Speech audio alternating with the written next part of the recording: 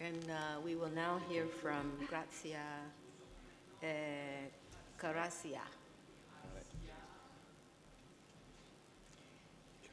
Hi. Hi there. Okay. Okay. And we have about 10 minutes. All right. Okay. I'll try to be quick. Good morning, and thank you very much to the jury.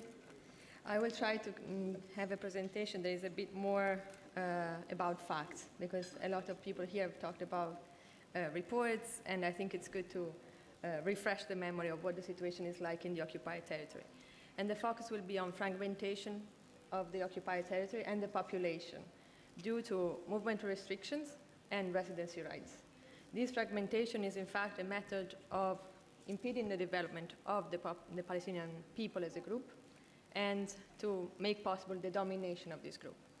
How this fragmentation is implemented is through a system of legislation, so a matrix of legislative and administrative measures, which are impacting gravely on the freedom of movement of Palestinians. And these measures are implemented through military orders mainly. So as we've seen yesterday, these orders, which are very undefined and are subject to continuous modification, and it's very difficult even for Palestinians to know what is the law applicable that day at that checkpoint. So, and these legal measures are coupled with physical obstacles, which are pretty much more visible.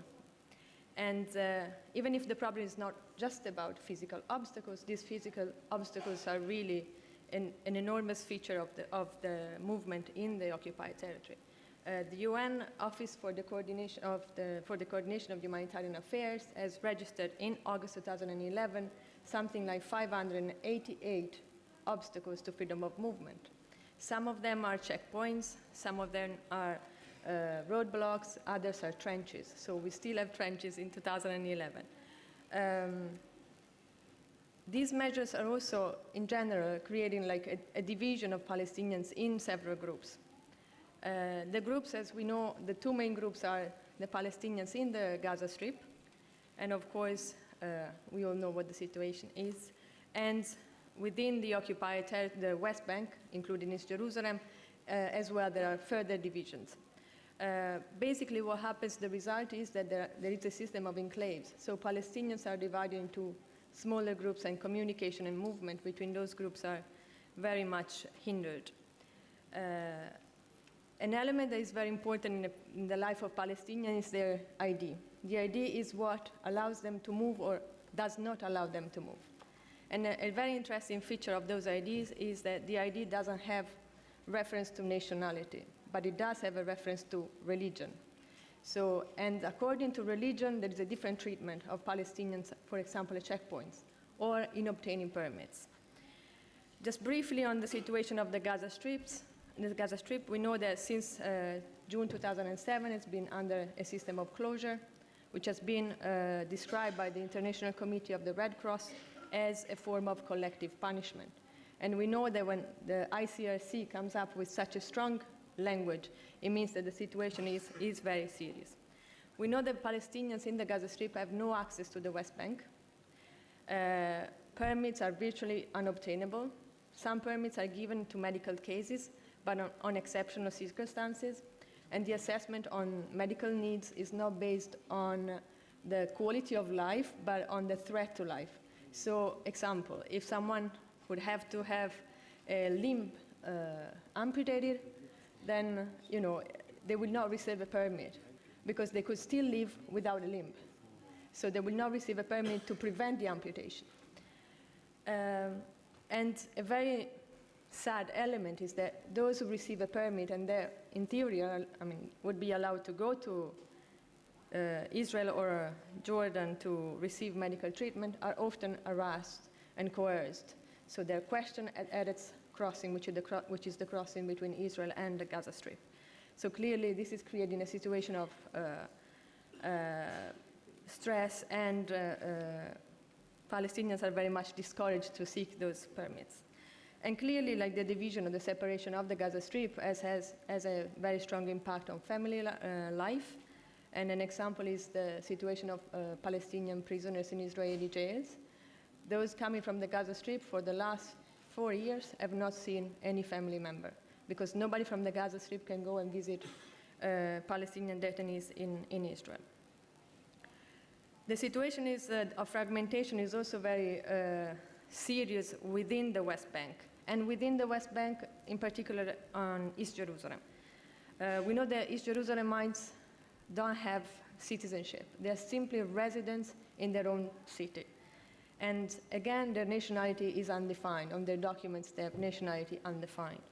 So also this is like important in terms of the psychological impact on someone holding a document which does not identify you in terms of nationality. Since 1995, Israel has implemented a test, which is the Center of Life test. So Jerusalemites who cannot prove that they have been living in East Jerusalem, their Jerusalem ID will be revoked. The Center of Life is a very complicated test, so one has to prove through a system of like receipts of medical care or schools or else that that person is actually living there.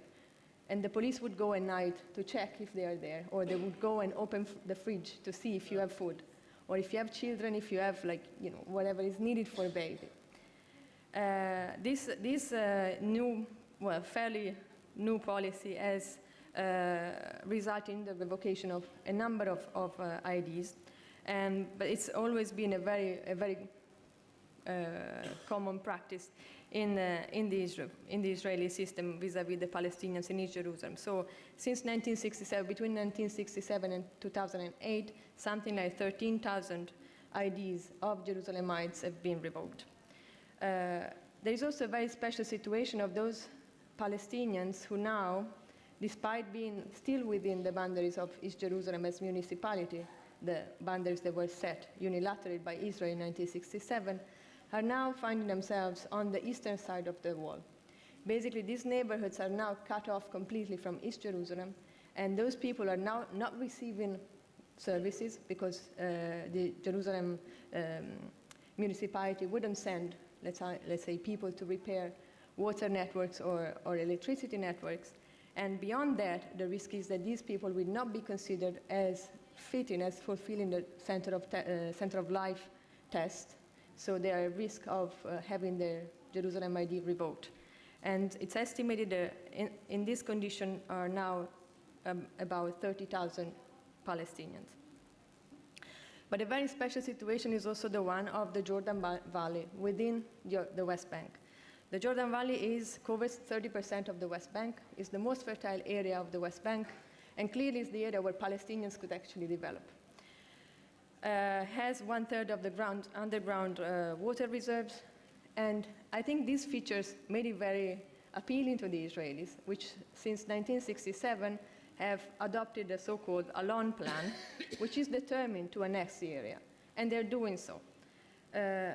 On the other hand, this area is for Palestinians extremely important because it's the only area that has an external border of the West Bank, and because of also the touristic and historical value. So it could really allow them to develop their own economic system there and agricultural activities. On the other hand, what is happening now is that the Jordan Valley is divided by the so-called invisible wall. There is not a wall as much as it is on the Green Line, or not necessarily on the Green Line, we know, but there are some 30 kilometers of trenches, which are separating the West Bank, the Jordan Valley from the rest of the West Bank. And access to the Jordan Valley is possible only through 4 main checkpoints. There are 5 main roads in the Jordan Valley, and 4 of them are controlled by permanent checkpoints.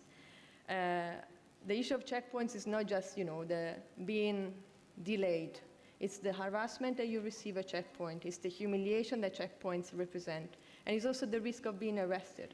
Because as we've heard yesterday, you have young soldiers manning checkpoints, and there is no, they're purely acting on their own will, and then there is a system of impunity where soldiers can do whatever they feel like doing, and those checkpoints are pretty much in the middle of nowhere, so harassment is a very common feature.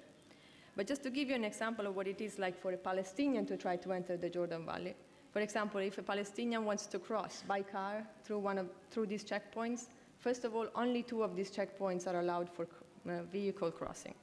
And the Palestinian can cross only if the car is registered in the name of the driver, and the driver is a resident of the Jordan Valley. All the other cases, in all other cases, Palestinians have to cross walking through the checkpoints, which means, again, going through searches, metal detectors, and all the harassment that we know. Yeah, I have only a few points. Like the areas we've seen is within the West Bank yet is housing a large number of settlers, around 7,500, and these are distributed throughout 28 settlements, whereas the Palestinian population is for 56,000 nowadays. The area has been declared closed military area since 1967 by virtue of Military Order 151, and Israel has managed through a system of declaring the area closed military area and by the expansion of settlements and by declaring areas natural reserves to control 95% of the Jordan Valley. There are also firing zones which are not very well demarcated and are also a risk for the civilian population living therein. Palestinians, on the other hand, have only 5% of the area of the Jordan Valley, and they cannot expand because this 5% is already built up. And the rest of the Jordan Valley is in Area C. So it's impossible to obtain any permits to build any new buildings, even public buildings like schools, clinics. And so Palestinians are basically shrinking. The space for them is becoming smaller and smaller by the day while the settler population is expanding. A very important element is also the unequal or discriminatory distribution of water. Palestinians living in the Jordan Valley have to purchase water from the Israeli company Mekorot, and they don't have running water in their houses, so they buy water at a 6 times higher price than what people pay having running water in their houses. So this situation has led to a development of the Palestinian population living in the Jordan Valley, while in parallel we have flourishing economic activities and agricultural activities run by settlers who are exporting to Europe. So by virtue of all what we said and this brief description of the situation in the Jordan Valley, one would tend to believe that what Ariel Sharon stated in 1988, you don't simply bundle people on trucks and drive them away. I prefer to advocate a positive policy to create, in effect, a condition that in a positive way will induce people to leave. Is probably what is happening currently in the Jordan Valley. Thank you very much. Thank you very much. And can we then say that in the Jordan Valley, Israel has implemented a systematic policy of apartheid segregation? Yeah, I think the systematic nature of the segregation in the Jordan Valley is very obvious by virtue of the restrictions that are imposed on Palestinians and the division of Palestinian communities. I will give you an example. For example, like most of the Palestinians living in the Jordan Valley are refugees or are second-time refugees. Some of them are Bedouins, so they receive really no services. And there is this process of eroding the identity of Palestinians and the presence of Palestinians in an area which is very important from an economic point of view. So we have settlements that are now being built which take the same names of Palestinian villages which were existing there before. So Faisail is one of the villages and the Israeli settlements is taking the same name. So Palestinians in the Jordan Valley are always, they're basically invisible, and their presence is really seen as an obstacle for the expansion of Israeli settlements and economic activities therein. So clearly they are a dominated, subjugated group. I've got a question concerning the denial of rights of development, access to resources, natural resources, and also access to infrastructure. Does this constitute a systematic attack on the civilian population such that it might be regarded as a crime of apartheid, a crime against humanity? I believe that it is a systematic attack because it's happening in a very systematic manner in a very institutionalized manner. So we have military orders which decide on every single element of daily life, like if you can carry water on a cart or not is decided by a military order. The fact that Palestinians cannot use any open new water wells is also a very strong limitation on their development. And again, this is done systematically because by virtue of existing accords, because of the area being Area C, but also by virtue of like new legislation that is being implemented to reiterate those initial accords. A very simple example is that, again, on water, Palestinian wells, are drying out basically because settlers are digging much deeper than Palestinians could. Also, they cannot because they cannot receive permits. So they're really, being really dried out, the population as such. And this is happening like in the course of time. It's not something that is happening today. Clearly, this impediment on their development, which is also something we can see in a very specific area of the Jordan Valley, which is the Dead Sea. We all know about the Dead Sea, and we all know that it has a very important economic value. Palestinians are completely prevented from accessing anywhere along the shore of the Dead Sea, even less from exploiting any of the enormous mineral resources in the area. We know that only one company has been given the permission from the civil administration, Al-Haq, to exploit minerals in the occupied territory. So only one Israeli company. And Palestinians cannot even reach the shores of the Dead Sea, not even for leisure, because it's perceived as disrupting the beauty of the area and not pleasant for Jewish tourists or citizens who go there to enjoy their time. So this is system. I think this is very, very close to apartheid, if not this. There's one other question from my colleague. Thanks very much. Because as you say, the Palestinians of the Jordan Valley are virtually invisible. Yeah.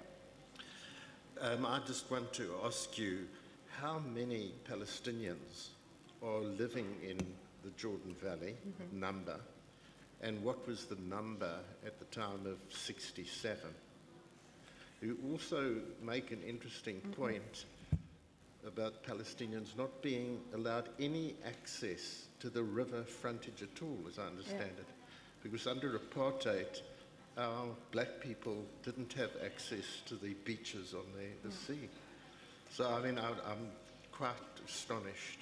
But the question is about the population number. Thanks. Yeah, that's a very good question and quite difficult because the issue of population registry in Palestine is very challenging. In the Jordan Valley currently, there's not been an official census, so the estimation is that Palestinians living in the Jordan Valley are about 56,000. What happens in '67? There were a combination of situations which led Palestinians to displacement. Some of them were already displaced from the '48 war, so they were already refugees. And when they felt that the war was coming, they fled, and it's difficult to understand how many were already living there.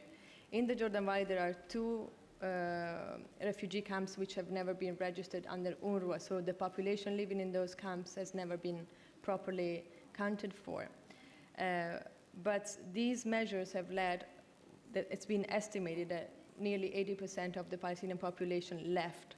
Now, these are not official statistics because nobody has ever really wanted to count the Palestinians in the Jordan Valley because it was simply better not to know, and it's the usual, the land without people for a people without a land. So it's very complicated, and I think one of the challenges NGOs have is to find out exactly the numbers in the Jordan Valley. But I think in the last few years, it's very clear by going there that these communities are shrinking. And these are Bedouin communities which are already very fragile in a sense, and clearly they have to adapt very quickly to changing situations on the ground. Grazia, there's one other question from Yasmin Suka. One of the major aspects of both the apartheid and colonial government was economic exploitation, which was really based on the dispossession of the majority of people in our country of land and of course access to resources. And what seems to be a really interesting feature about what's happening here is, in a sense, almost the denial and dispossession of people of land. Would you say that, in fact, one of the major characteristics of what's happening here is really the need to drive Palestinians off their land for the purpose of increasing the settlements and the deprivation of access to resources? I like think water? one could easily say that, because this is a colonial regime, and the scope is in fact to appropriate the large areas of the occupied territory. We see that throughout the occupied territory. I just wanted to take the Jordan Valley because it's very important from an economic point of view in terms of denial of economic rights of the Palestinian people. But in particular, I mean, it is important to remember that this policy in the Jordan Valley is not something that is happening today. It's a preordinated plan. So the Al-Haq plan was there in '67 and is being gradually implemented, and quite quickly, in fact. And the important element is that Israel has been using pre-existing legislations to appropriate land. So it's resorting to norms of the Ottoman law or the Ottoman code to say that large portions of land are state land. But this is a misinterpretation of the existing legislation, because the land belonging to the Sultan is not state land. And I think it's also very important to note that lands that, for example, in 1967 were declared closed military areas, so initially there were military bases established there, fairly quickly were turned into civilian settlements. So, for example, the first settlement is Mekola, sorry, excuse my pronunciation, and was established in 1968. In 1971, it was already a civilian settlement. So clearly the objective is to establish a first military or ostensibly military presence that is then replaced by civilian infrastructure, civilian settlements. And the same is happening today along the buffer zone, along the Jordan River, which is now, there are projects to clear the buffer zone from landmines, and there are projects to develop those areas for economic purposes to create tourist sites. But these projects are leaving the Palestinians out. So there are a lot of organizations which are in good faith suggesting projects to develop those areas, to clear them from landmines, and they have very good intentions. But I think they fail to understand what the current situation is on the ground and who is entitled to use and benefit from those projects. Marie, do you have a question? Thank you very much. Welcome. Thank you very much. Sorry. Next question, sorry. One more question. A few years ago, some of us were asked to spend a night in a Muslim orphanage in the occupied territories because the orphanage was under attack by the Israeli military, and the orphanages also couldn't get funding from outside sources to help them run, these were Muslim charities, to run their clinics and their hospitals. I would like to ask you, what is the situation with the organizations now trying to work on the ground with the orphans and in the clinics and in the hospitals? I think it's a very important point, because the area being in Area C, basically there is no possibility to build new buildings for these purposes, like orphanages or clinics or schools. So what is happening now, there's been a bit of a shift in the donors community. So while a few years ago there was a rejection of funding any project in Area C, now there's a slightly change in this attitude. So donors want to at least try to implement projects in Area C. Yet this is very challenging, because every time there is a project, you have to ask for permission to build anything, including like a simple pipe. You need to ask permission to the civil administration. So most of the time permits are not given.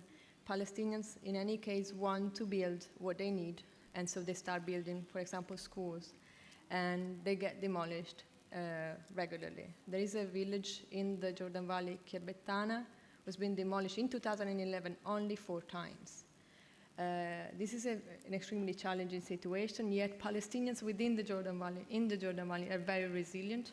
So now there are projects like the Jordan Valley Solidarity Campaign that I think is doing an amazing job to revitalize the social texture of the Jordan Valley. It's been now building like tents where they do schooling in those tents, or they call for doctors to come to the Jordan Valley. But this is extremely complicated. There is one hospital in the Jordan Valley, and it's often very difficult for one clinic. It's often very difficult for patients to reach the clinic.